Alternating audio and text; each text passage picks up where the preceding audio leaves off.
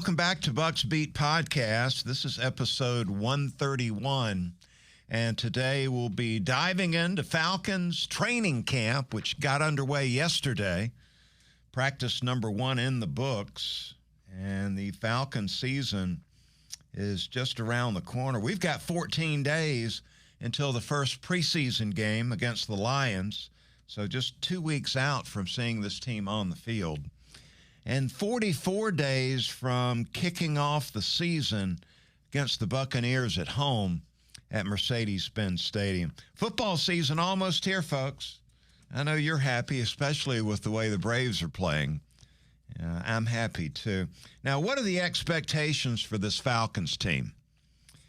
Depends on who you talk to, because nationally, the national media and Las Vegas are expecting an 8th consecutive losing season out of our Atlanta Falcons. The over-under win total for the Falcons is set at 7.5. The odds to win the division, that would be plus 250. You bet 100, they win the division, you get $250. The odds to win the Super Bowl is plus 8,000. Or how about these terms? This might be a little more recognizable. A 1.2% chance for the Falcons to win the Super Bowl. So you say there's a chance, do you? But I tell you what, if you ask the quarterback Michael Penix Jr., and he will tell you that this Falcons offense is going to be dangerous. Love what Penix said in his opening press conference, that this offense is going to be unstoppable, the best in the league, and they hope to be number 1 across the board in every single offensive statistical category. That's what I'm talking about. Penix also believes this fan base is going to turn out in big numbers and create a real home field advantage. And that, in my opinion, is the secret sauce to the season. The Falcons can flip the success rate at Mercedes-Benz Stadium.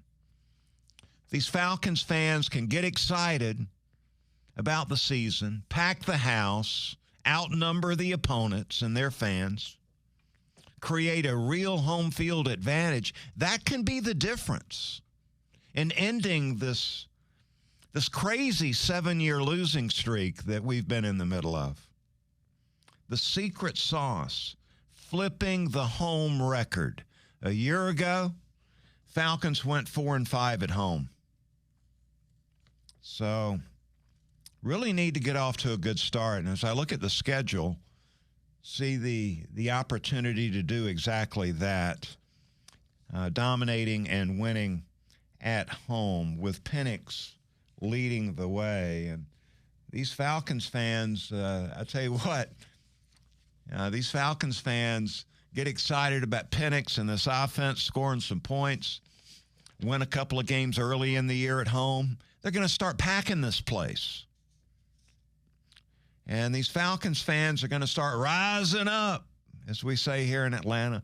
So flip the script.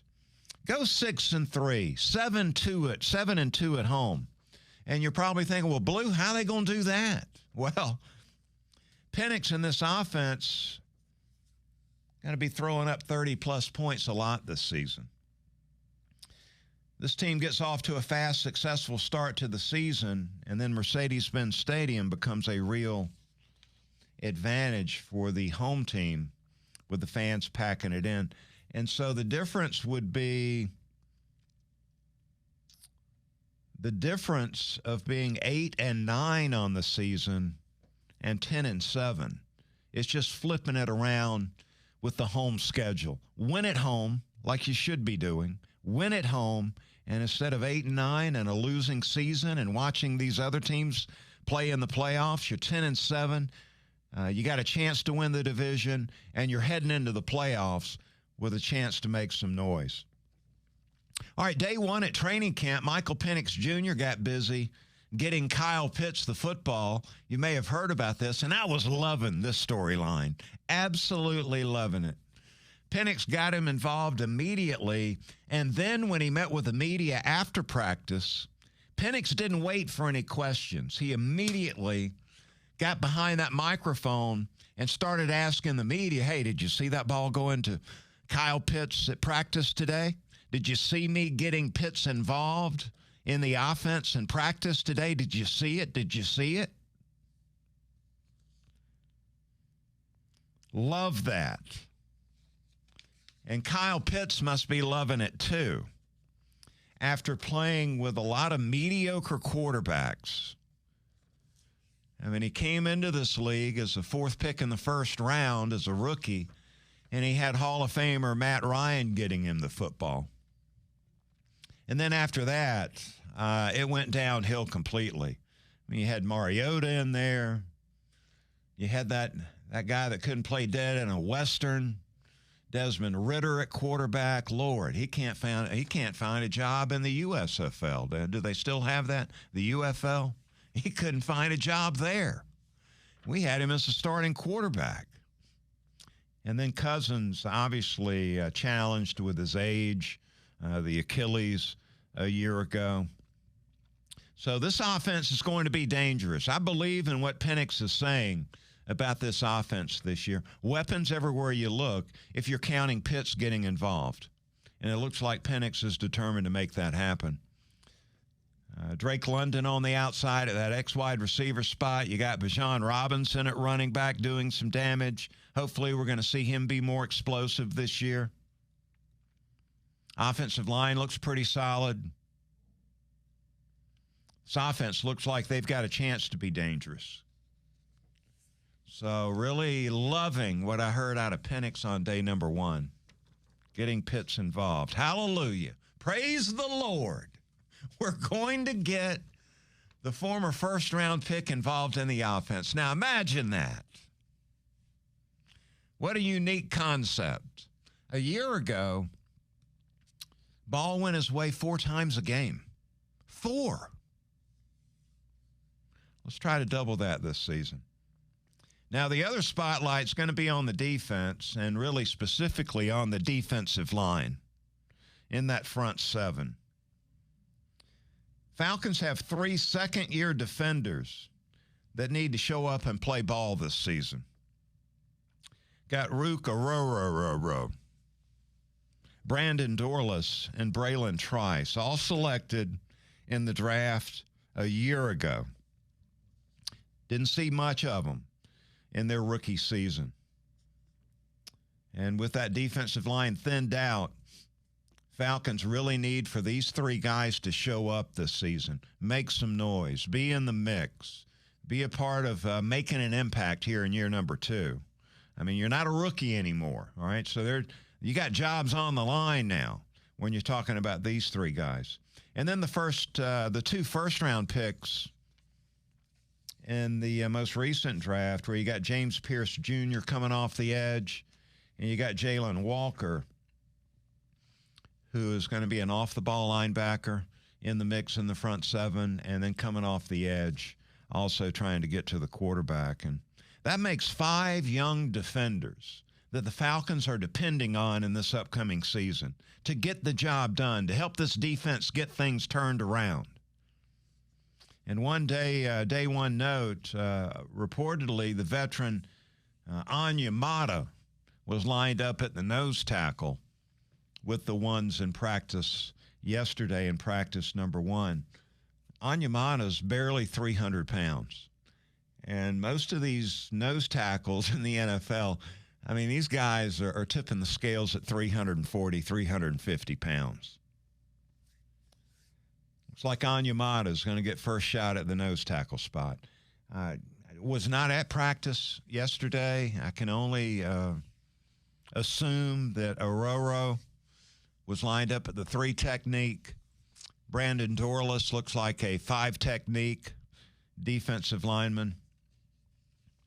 And those guys need to ball out. 4th defensive coordinator in 4 years. Jeff Ulbrich taking over this defense. And look, his defensive line is going to be undersized compared to the NFL standards out there. So I mean, typically what happens when you've got an undersized defensive line is that you are moving these guys around before the snap of the ball. You're shifting, you're stunting, and you're trying to get in those gaps. And you're aggressive defensively, blitzing and playing a little more man-to-man than your typical defense that's able to hold up with just a 3 or 4 man rush. So, I think that's going to be huge as far as the success of this defense goes, is how these young guys perform on the front seven, and then how Jeff Ulbrich is going to game plan around the fact that the Falcons aren't very big on this defensive line. We hear all this talk over the last decade or so about the Falcons not getting a legitimate pass rush. And everybody knows that. Everybody knows it here in Atlanta. Everybody knows it in the state of Georgia. Everybody knows it in the NFL. Falcons have been unable to pressure the quarterback.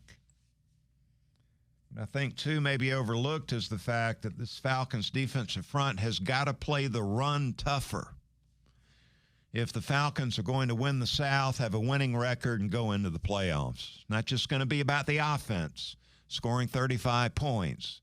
This defense is going to have to step up and play some ball also, especially up front. Pressure the quarterback. Yeah, we all know that. Playing the run tougher is going to be huge, too. And so those are the things I'm looking at as far as coming into the season goes. The Falcons expected to continue to lose. As you look around the league, seeing a lot of predictions. The Falcons going 8-9. Over and under on the wins, 7.5. And that's just not going to be good enough this season. What I need to do is just listen to more Michael Penix Jr. because it gets me excited, man. Gets me encouraged hearing the young quarterback talking about what they're going to do.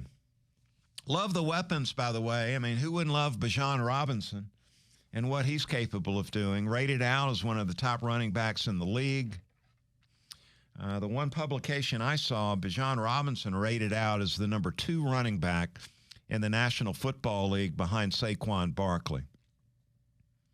And you look at what Bijan Robinson did last year in this Zach Robinson offense. They featured Bijan last season, 7 games of 20 or more carries. 5 of the last 6 games, Robinson got 20 or more carries. But the big thing with Bijan, and they've tried to focus on this during the offseason, he and Zach Robinson, got to find a way to get more explosive runs out of this guy, more explosive plays. I mean, as elusive and quick and fast as Bijan Robinson is, it's just stunning. Stunning. And really hard to believe that last season he did not have one carry over 40 yards. Not one. 37 yards, his longest run. He only had 5 carries that went 20 or more yards. And that is one thing offensively they've got to figure out, is get him in the open space and get more big plays out of him. And maybe that can be just one of the things that puts the Falcons over the top. Hoping we have a really good training camp. Don't see a lot of injuries. Come on, Mooney. We can't have you going down on the first practice. Get back in there. We're a little thin at wide receiver. But it's a healthy training camp, a fast start to the season. Get this Falcons fan base that is starving for a winner. Can't wait to see a winning football team on Sunday afternoons. Get off to a really good start early in the season. You look at the schedule, they've got an opportunity to do that. And get these fans involved down at Mercedes-Benz Stadium. Make that a real home field advantage. Man, I'm excited about this season. I even pulled out the old conference championship hat to wear on the podcast today. and to try to get you guys excited too. It's a new day in Falcons football. New franchise quarterback in Michael Penix Jr. He's going to do some awesome things this season, and I hope to see you down at MBS. All right, that's going to do it for this podcast. We'll be back next week, and we'll give you 2 more of these. Remember now, when the Braves don't play at 7, you get the Buck Belue Show here on 680 The Fan from 6 to 8, and we'll look forward to talking to you then.